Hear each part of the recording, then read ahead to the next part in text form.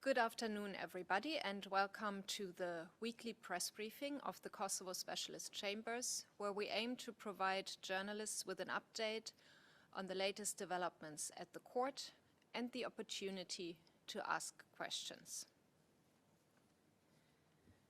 On 27th March, the Specialist Prosecutor's Office called its first witness to testify in the trial of Pietar Shala. The witness testified that his father, who supported the Democratic League of Kosovo, was allegedly detained and mistreated at a metal factory in Kukës, Albania. The witness was questioned by the prosecution, victims' counsel, and defense. The judges of the trial panel also asked the witness questions. The first witness concluded his testimony on Tuesday, 28 March, and the second witness called by the prosecution began her testimony on the same day. She testified about the alleged detention and mistreatment of her husband at the metal factory in Kukës. During the hearing on 28 March, the panel issued an oral order authorizing Mr. Shala's request to participate in the trial via video link from the detention unit. The second witness concluded her testimony yesterday, 29th March, and the third witness began his testimony on the same day.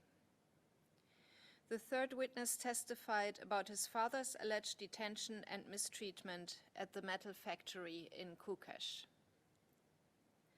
At today's hearing in the Shala trial, the third witness concluded his testimony, and the fourth witness called by the prosecution also testified. All witnesses in the Shala case this week testified with protective measures, including voice and face distortion. The prosecution has indicated that it intends to rely on a total of 19 witnesses in presenting its case, 14 of whom are envisaged to testify live.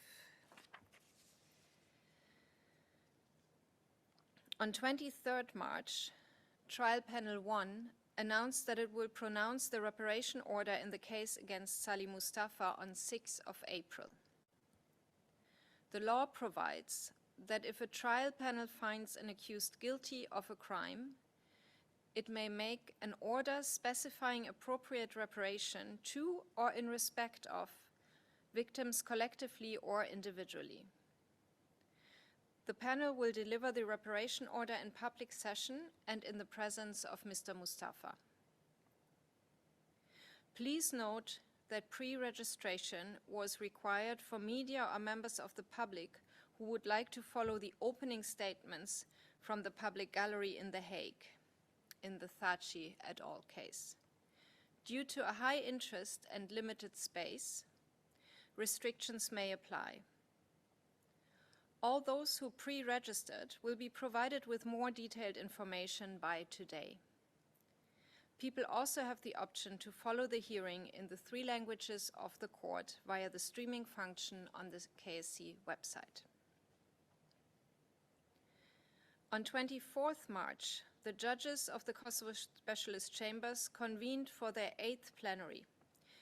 During the plenary, the judges adopted an amendment to the Code of Judicial Ethics, providing that the KSC anti-harassment policy also applies to the judges. The Code of Judicial Ethics was adopted by the judges during their first plenary in March 2017. The Code of Judicial Ethics prohibits any form of discrimination, harassment, including sexual harassment and abuse of authority. At the plenary, the judges were also further updated by the President on ongoing institutional matters and heard presentations from the registrar. In other news, the KSC outreach team met with law school students and civil society in Pristina last week to provide accurate information about the KSC and respond to questions about the proceedings. They also hosted a second roundtable with practical information for journalists reporting on trials before the court.